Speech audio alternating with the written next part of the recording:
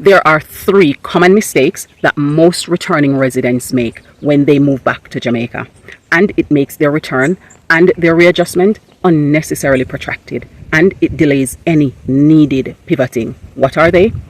Let's dive into the conversation and unpack them one by one. The Jam Fam family.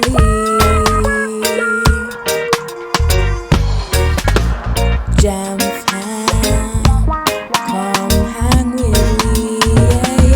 Yeah. Hello, Wagwan, big up yourself, whether you're there yard or you're there abroad. Welcome back to another episode of Life with the Jam Fams. And today we're going to be talking about this so that people have an understanding of what these mistakes are. Now, when people move from one place to another, they are all searching for that sweet spot, a sense of comfort, familiarity, and reliability. But for many of those people who are returning to Jamaica after years abroad, that search for the familiar can actually become their greatest trap. Now, people often find themselves living in two places at once, mourning the efficiency of the life that they're leaving behind, or they're projecting towards a future where things are better, all whilst forgetting to embrace the present. Now, this creates a psychological tug of war. On one side, you have cynicism and defeatism because the reality doesn't match your vacation memories. On the other hand, you have idealism, where people are trying to force an industrialized template on the Caribbean landscape. Look, we've all seen the returning resident palaces, the mansions with the manicured lawns and high security walls. People work their entire lives for those aspirations, and there's no shame in that. But the house isn't the hard part. It's the adjustment. Today, we're unpacking the three big obstacles to readjustment to life in the Jamaican landscape. So let's kickstart with mistake number one. This is the accent trap and the financial blindness. Now, the first mistake is a failure to code switch. Now, we all know that living abroad for 20 to 30 years changes your tongue somewhat, but some of us return and make zero effort to lean back into our Jamaican identity or patois. Here's the reality. Jamaicans have a world-class ear. They can detect even a slight lilt in your accent from a mile away. So when you refuse to code switch, you aren't just asserting your international experience, you are flagging yourself for tourist prices, whether it's at the market or hiring a contractor. If you sound like a visitor, you will be charged like one. According to recent statting, so that's Statistical Institute of Jamaica data, the Consumer Price Index has seen significant fluctuation in miscellaneous goods and services. If you combine foreign spending habits with a foreign persona, your resettlement fund will deplete much faster than you plan. So code switching isn't about being fake. It's about social intelligence. You are a born Jamaican. Make the effort to meet the environment where it is. Now, let's look at what mistake number two is. And this is the foreign process fallacy. Now, in this mistake, people assume that the foreign processes translate locally. Now, we've all been there. You're standing in a line or a queue in a government office, and you start the sentence with, "In England, we just do this online," or "In the US, this takes 5 minutes." Let's be honest, Jamaica has a high level of bureaucracy. Some of the systems can feel redundant, archaic, or just plain slow. But here's the hard truth. The system is not going to change because people vent or shout. In fact, the World Bank's ease of doing business archives have shown repeatedly, historically highlighting the time it takes to deal with construction permits or property registration in Jamaica compared to over-industrialized nations. And guess what? Although them a highlight it, it not change in a rate at which it should. So us shouting about it isn't going to make a difference either. So expecting the same streamlined operation that you had in London or New York only delays your ability to adjust. So when in Rome, on this occasion, you must acknowledge how Rome operates. You don't have to break your moral principles, but you do have to learn how to navigate or circumnavigate the construct to get ahead. Don't let your frustration consume your peace. Now, let's look at mistake number 3, and this is the social service entitlement. The third mistake is perhaps the most sensitive, expecting high-tier social services without having contributed to the tax base is just unfair. Many returning residents become intensely frustrated with the state of public health care or infrastructure, but we need to be a bit more pragmatic. Public facilities in Jamaica, which includes the hospitals, the roads, the security, are funded by the tax payments of the Jamaicans who have been living and working in the country. It is simply unfair to expect the same standard of social benefits you receive in a country where you've paid tax for 40 or so years, when you haven't contributed to the Jamaican revenue stream. Whilst basic services like garbage collection and roads should be available, they are limited by what the national budget can actually afford. Even utilities like water, electricity, and telecommunication may not always hit international gold standards 100% of the time. Adjusting your expectation to match the local economic reality is the only way to avoid constant disappointment and frustration. Relocation to Jamaica or anywhere in the world is not just about moving your furniture or moving your body there. It's about moving your mindset. If you want peace and longevity in Jamaica, you need to strike a balance between realism and strategic flexibility. Don't let nostalgia or foreign expectations rob you of the beauty of being home, if that's what you call Jamaica. Acknowledge the system, adjust your tongue, manage your purse, and embrace the island for what it is, not wishing it's a duplicate of what you were escaping. Welcome home if Jamaica is home. And come home with your eyes wide open and your ears ready to hear, because let me tell you this, you will need to adjust, you will need to change your mindset, and if you're coming back and you really want to come back and enjoy your freedom, your autonomy, and a good quality of life, then you need to curate that, and part of doing so is getting in tune with the system that's around you. Tell us your view in the comment section below, and if you are one of those people who have returned already and you've navigated the system and you're finding it an enjoyable place to live, tell us in the comment section how you went about it, because it's good to know. It's always so awesome when you get the opportunity to return to the UK after not being here for a while, in the same way that it is when you get the opportunity to return to Jamaica when you hadn't been there for a while. And so right now we are ecstatic that we're here, because we are getting to meet up with the family, we are getting to meet up with friends, and we're getting to hang out and just chillax and relax. And the fact that we don't have a lot of things to do this time as we did the last time mean that we can actually get some time to just unwind and be at rest for a period. So we're just going to go along and do our thing that we like to do, which is spend time with family, enjoy the experiences that we can have, and build memories, because that's at the heart of it, the grand scheme of things. Jamaica, one finger ripe planting is for $500 when we last saw, and now we come to England, we're planting a grow, and they have a whole bag of planting, which I'm sure they did not pay that much for. And so we can indulge in fry plantain.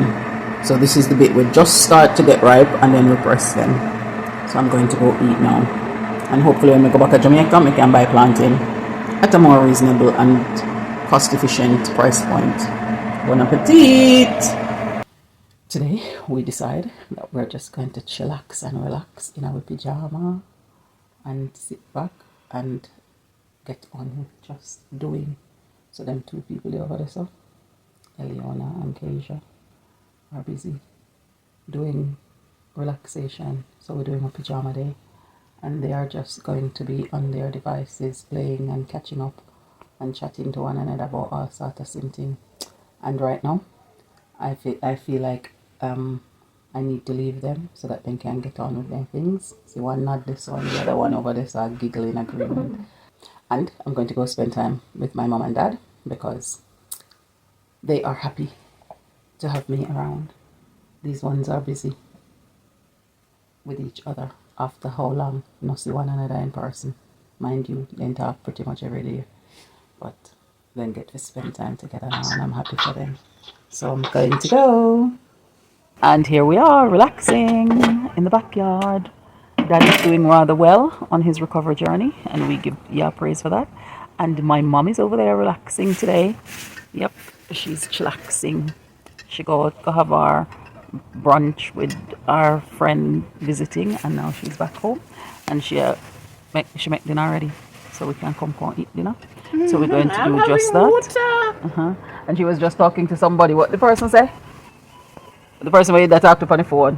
Which one? Say, oh, she can't believe I'm in Jamaica. Uh-huh. So she was talking to somebody and they saw that I'm here and they're like, oh, you're in Jamaica. They know that I'm on my sabbatical in Jamaica. So they didn't realize that I was here. So they're convinced that my mom is in Jamaica. But look at how she's attired. One would think she is in Jamaica. Because the British weather is not too hot, but it is warm enough to be tropical looking. Yeah, anyways, we're going to eat. So, later. Catch you, bye. Oh. Bye, catch you. Look at the time, and my mom is in there trying to get those two young ladies to come and have their dinner and see who is rolling through to set it up here. Yeah, man, we're here to set up something. Is it health is wealth? They say so. Definitely. Investing in our health, building up our wealth in that aspect. But yeah, man. And look at what he's repping. Represent. Power to the people. Definitely. Yeah, man. Power to the people. Yeah, man. Yeah. So we're gonna roll through and eat some food. Yeah, man. All the best. Yeah, we're going to the door. We'll eat some food. Yeah, we're just unwinding. Yes, Mom! And relaxing. Okay, then. I'm on my way.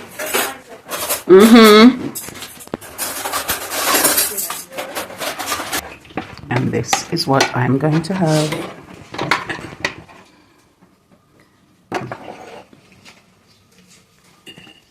Yeah. Leona, you let this in the dish. I took some. Oh, bon appetit.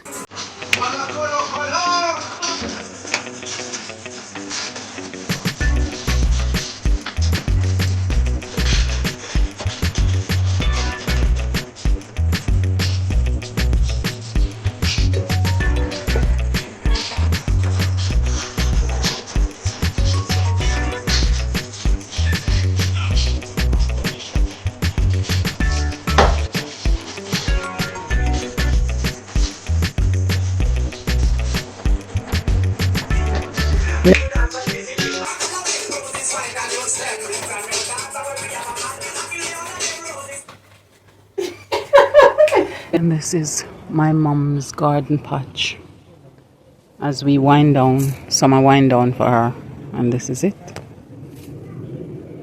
Thought I'd share it with you guys. I shared it with you last summer, so I thought I'd show it to you again. She have new addition to it, so she now have scallion in there, and she's trying to see if she can grow pineapple. And look at this one, callaloo. It's looking good. And she have the ones under here with the seedlings. Soursop. Yeah, man, she catchy. They have soursop. I grow. And she's managed to catch what looks here like a guinea. And then this one is a melon, watermelon. And I tried to grow it. I had a lot of seedlings, but the heat was too much for them just the other day. Oh. And here Daddy's harvesting. Oh, Mrs. C, put it on the table behind you. That's really great. Mr. C, Mr. C will look after them, but he doesn't like harvesting them. Neither Kessler soil always have to be the one harvesting. That's really nice. Thank God for the blessings. And the soil doesn't even seem that dry underneath, isn't it? Thanks.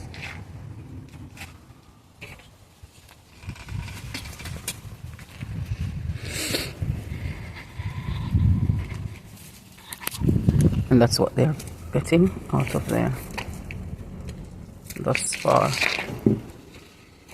And look at this. They think it's either an onion, is it garlic or scallion? Onion. Or onion. Which is it? Onion. Look how big the stalk be. It's like a giant. Dad has done a good little job of harvesting them. And he have a good batch system up on the window and the pile over there.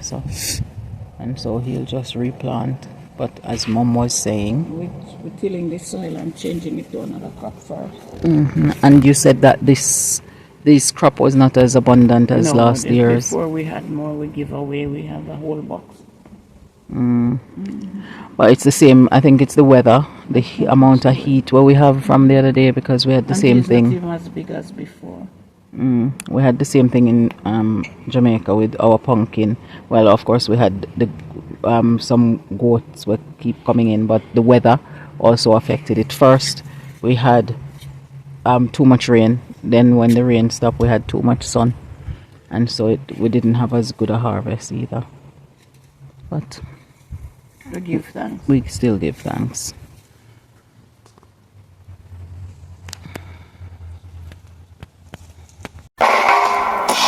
The Jam Fam family.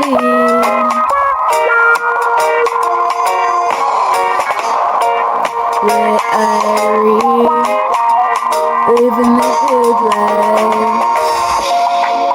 We're royal, cruising through the West Indies, having fun, enjoying the good life. Jam Fam family, the Jam Fam family, yeah. The Jam Fam family.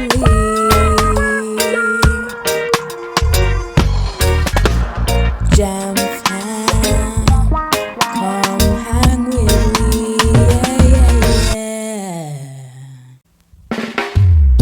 The Jam Fam family.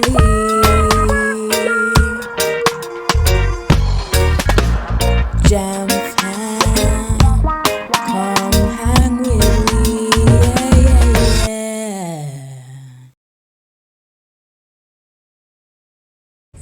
Thank you so much for staying with us here on this another episode of Life with the Jam Fams. We want to say bye for now. Do take care, and we look forward to seeing you in the next one. And until then, remember what would.